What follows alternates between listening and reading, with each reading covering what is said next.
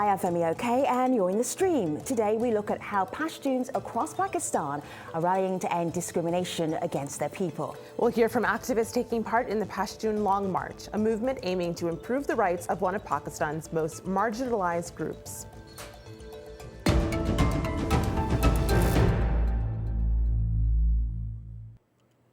Thousands of Pashtuns are demanding that the Pakistani government protect their rights after the killing of an innocent Pashtun man falsely accused of links to Isil. People have rallied to demand the arrest of a police superintendent accused of a role in the death of Naqeebullah Mehsud, a Pashtun businessman and aspiring model in Karachi. The demonstrators are also calling for major changes to safeguard their rights, and they're using social media to amplify their message. Al Jazeera's Kamal Haidar joined one of the Islamabad protests in early February. Have a look.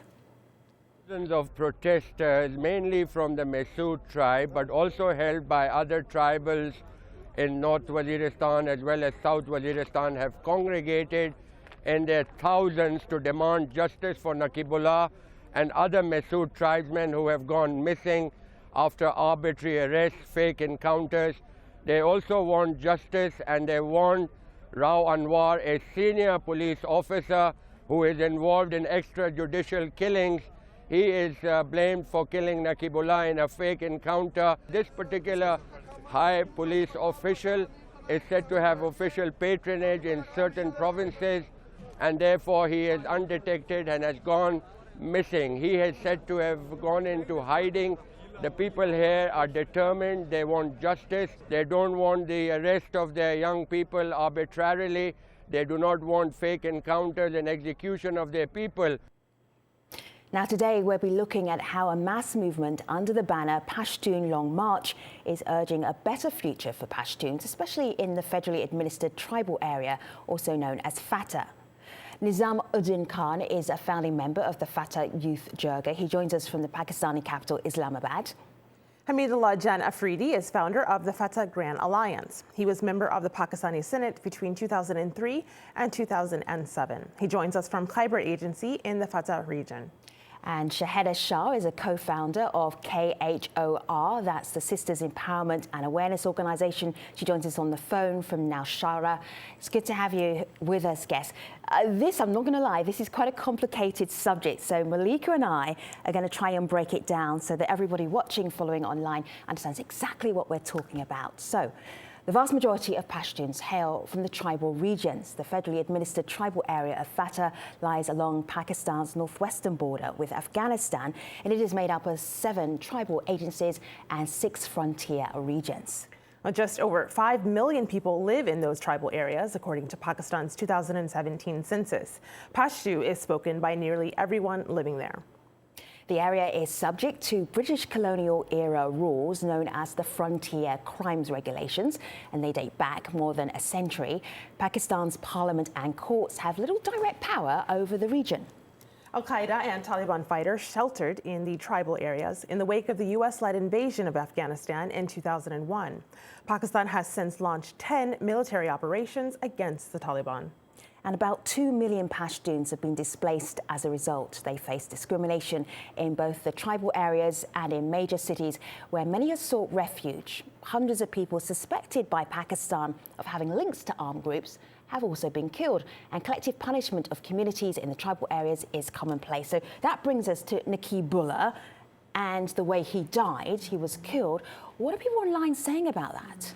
Well, they are calling this an encounter killing, which is a euphemism in this area for extrajudicial killings by the police. This is what Purana on Twitter says. It began as a spontaneous youth protest over the staged encounter killing of a young man in Karachi, and it has gradually snowballed into a Pashtun millennials movement of sorts against the state. There is alienation with the security state and its policies.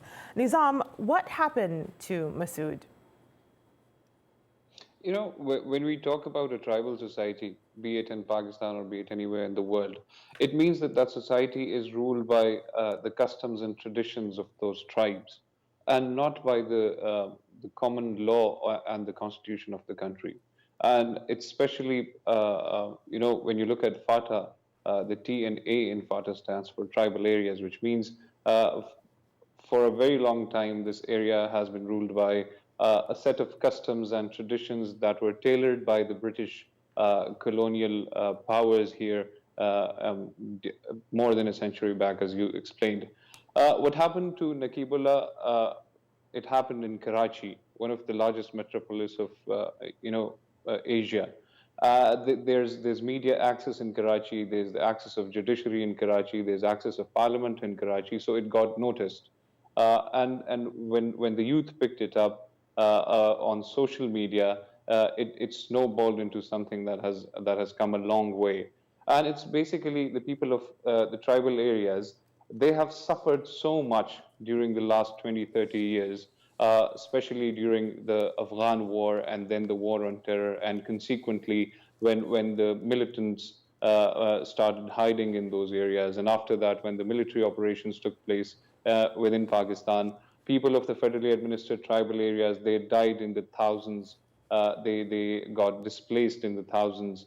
There are still people who are living far away from their home, wanting to go back, but since they have no proper livelihood there, and this whole movement was created by one thing only.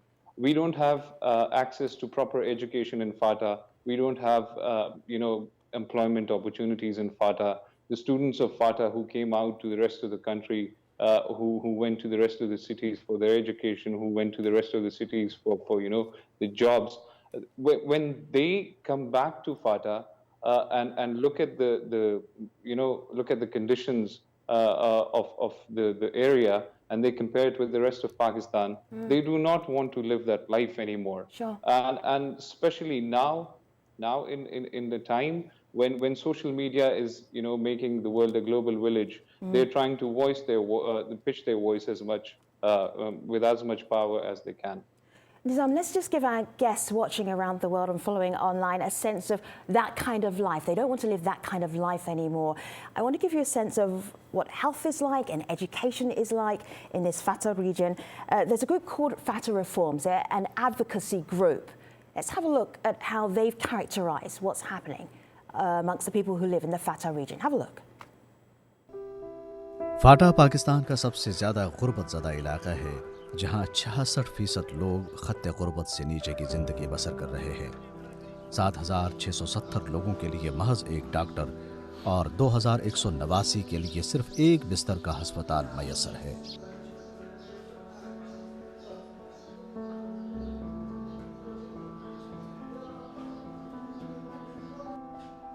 शरह ख्वानदगी कौमी सतह से कहीं नीचे यानी 18.82% है, जिसमें ख़वातीन की ख्वानदगी तखमीनन सिर्फ 3% है।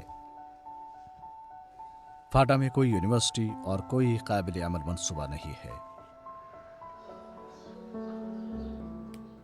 Shaheda, can you help us understand better why and how life is different amongst people in the FATA region and the people in the rest of Pakistan? What's the difference? As far as I worked with the tribal women of FATA at a grassroots level, so I found that there is a very big difference in their lives and the lives of women in the rest of Pakistan. FATA, as now you people said in your documentary, that it lacks education, it has no university and academy, etc. But that's an ideal situation we talk about. What I saw there is they don't have even the basic rights, right? The hospitals, the health, the right to movement. What I saw that they are demanding about the laws, the family laws, the judiciary over there. For example, in rest of Pakistan, the customs of swara, which is a forced marriage to compensate for the compensation of two rivals. So this is a crime in rest of Pakistan, but in FATA, it is a rivaj, it is a custom, it is legal. Similarly, many of the human rights which are crimes in the rest of Pakistan are legal in FATA because there are no laws. So the women in FATA are living a life which has no law, has no education, has no health. So they are completely different from the rest of Pakistan. And Shahid, I thank you for explaining what life is like for so many women in the FATA region. We got a tweet here from someone who is explaining what it's like for the men of the region. Saj says, if you want to understand this protest movement, the Pashtun Long March, try to imagine your father, your son, your brother going out of the house one day and never coming back, or sometimes coming back in a coffin, an ID check, a car search without a warrant, and being interrogated like a suspect at least 10 times in the space of 50 kilometers at checkpoints directly or indirectly controlled by the army between your village and the town is causing this long march. Hamidullah, can you relate to what people are saying that their concerns are and the reasons that they are marching? Well, first of all, let me thank you guys for giving me this opportunity to have my opinion on such an important issue. Basically, this episode, it happened in Karachi, not in the tribal area. So overall, if you see, there are a lot of issues even with the system which the Pakistan provinces are under as too. My sister Shahida just was talking about Swara. 10 days back, this case happened in Kohart as well. A guy shot a girl, Swara, and he wanted him to forcefully married her, and she was not interested. So the thing is, problems exist everywhere. It's not only the tribal or the Fata people who are, basically into this problem. It's everywhere. Balochistan, if you see, it has the same system as the Pakistan, rest of the provinces have. But still, there are a lot of issues you might be telecasting it yourself so many times. In Swat, it's not a tribal area. Militancy occurred to peak over as well. I hear what you're saying, though. I want to push back a little because what people online are saying that even though this killing happened in Karachi, it could be because he was Pashtun, and so there's no recourse.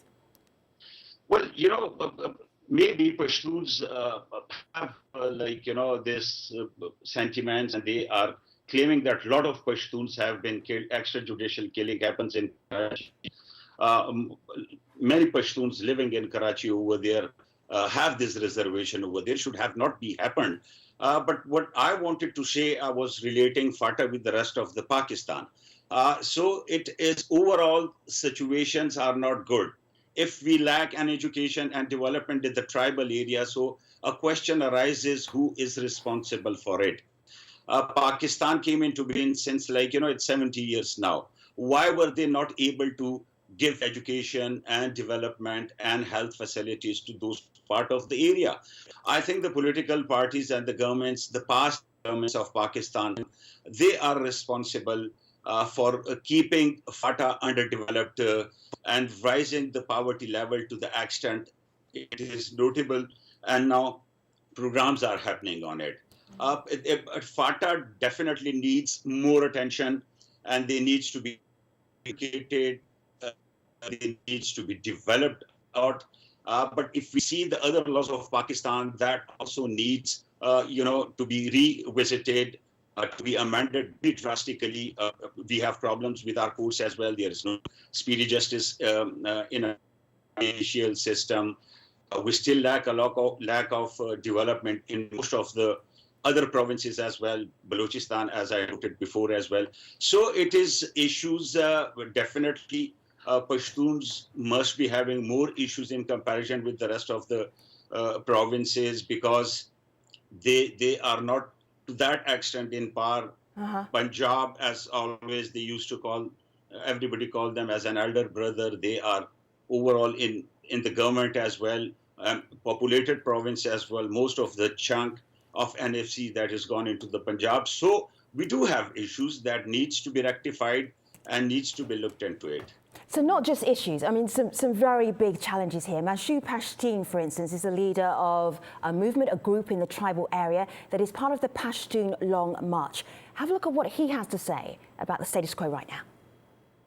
دا چې کوم مرګونه شروع دي دا خو د آیین لاندې نه دي که پولیس یې کوي که د پاکستان ادارې یې کوي که اف سی یې کوي که د پاکستان فوج یې کوي که بل یې کوي دا آیین خو وایي ته مجرم عدالت ته راوړه دو یې عدالت ته نه وړي خپل یې وایي یعنې ځانونه نه بدماشان راته جوړ کړي دي کله دښمني کوي را سره مونږ عدالت ته وایو د پاکستان ریاست ته وایو چې دغه خلک بند کا دغه خو دا خو د پاکستان آیین نه مني. Nizam, if you could boil down for us the key reasons for Pashtuns, for people in the FATA region, organising to say we demand reform, what would those key reasons be? There are certain things that I disagree with, with Hamidullah Jan Sahib, and there are certain things that I agree upon with. Sure. Agree on with him. For example, he mentioned that something of the same sort happened in Swat, something of the same sort happened in Karachi, something of the same sort happened in Kohart. All of those cases got noticed and rectified because they had all the basic human rights enshrined upon them by the Constitution of Pakistan. They had also the media access. They also have access to a fair trial as we speak. The Naqeebullah Mehsud case is an excellent example of how one man's extrajudicial killing has led to a movement because, they had all the facilities that we in the tribal areas don't have. And it's not just the development. I agree with him on the fact that, all the governments since 1947, be it military governments or the civilian governments, they have failed to understand the problems of FATA. They have failed to mainstream FATA. They have failed to bring FATA into the mainstream Pakistan. But the one thing that I disagree with is that development, before the colonizers left, the railways that we have right now, they were built by the British. The canal system that we have in Pakistan, they were built by the British. Majority of the road networks that we have, majority of the colleges and the higher education institutes, the good higher education institutes that we have in Pakistan, they were made by the British. But why were we calling them colonizers? Because we did not have the freedom of speech. We do not have, the freedom to express ourselves. We did not have the freedom to, call a spade, and when you don't have an access to fair trial, your murder will be given one name or another. It will be defined in one way or another by the customs and the traditions, but it will remain a murder. And if there's a murder going on, in the tribal areas, it is not against the law to keep arms. It is not against the law even to keep an RPG at your home. It is not against the law to have an anti-aircraft gun at your home. And you can't even imagine those sort of things in the rest of the country. So when the people of FATA, the biggest difference between FATA and the rest of Pakistan is the state provides a safety and protection to the citizens in the rest of Pakistan. I'm glad that you mentioned that, because that is actually the very point that a lot of people are picking up on. This is via Twitter. Mona says, this long march represents the pent-up frustration and resentment of Pashtuns residing not only in the tribal belt, but in the settled area of Pashtuns as well. They're questioning and demanding their status in Pakistan, which is equivalent to second-degree citizens. And the reason for that, so many people are pointing the finger at, is those colonial-era laws. We got this via YouTube Live. Abid is watching live and says Pashtuns of FATA are under the draconian frontier crimes regulation. And this goes back to what you were talking about different sets of laws. Hamidullah, do you think... I want to get Hamidullah's view on this and whether or not you think that these will be abolished. Well, look, as my brother Nizamuddin said, I don't agree with him. We have a law here in Pakistan, which is right to information law, and it has be entirely implemented on the rest of Pakistan except Swat. It's a settled area. It is part of Khyber Pakhtunkhwa, but right to information is not implemented in Swat. So it is not only tribal area. What I wanted to say, we have to look after the other issues as well. We have to see the present system in Pakistan, the draconian, the FCR was given by Lord Macaulay at that time, and at the same time, our CRPC and the judicial system and the police system is also of that same time. We are not getting a speedy justice in these courts as well. So what I mean to say, the issue is not only pertaining to the tribal area. It has to be seen in broader aspects. And like, wherever is extrajudicial killing happens, everybody would definitely love to see justice in it, and the people should be taken to task, whoever is doing that. But mostly, if you see the other provinces, as I said, Balochistan, it's happening there as well. It's happening in Karachi as well. Like, it's not only the tribal area, I mean to say. So that is not true that it's only the tribal area where people cannot go, where media people cannot go and show the reality, what it is basically, the right of information bill, as I said. So that even in Swat, the law is not implemented over there till yet. That is a settled area. That is part of the Khyber Pakhtunkhwa. We're not talking about the right to information. Right to information is a tertiary thing, not even a secondary thing. We're talking about the right to live. It's only in the tribal areas. That is true. It's only in the tribal areas that the citizen has to protect the state. That the citizen has to pick up arms to protect the roads, that the citizen has to pick up the arms to protect schools and hospitals. And if they don't, if there is a bomb blast... So gentlemen, it's actually quite difficult to hear you because we have connectivity issues, as you can hear. Hamdallah, please make your rebuttal in a sentence, and Nizam, then we will hear you. We can't hear you both together. Hamdallah, please go ahead.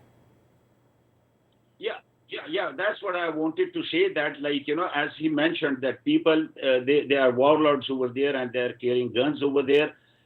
Tell me a single episode if somebody has killed somebody, like, just without any cause over there. They do have arms. They have got enmities over there. And even in the settled areas of the rest of the Pakistan, people do have arms in Islamabad as well with them. All right, I hear your point. Nizam, and your counterpoint is what? Gentlemen, right at the end of the show. Just want to get this in very quickly. Go ahead, Nizam. My point is this.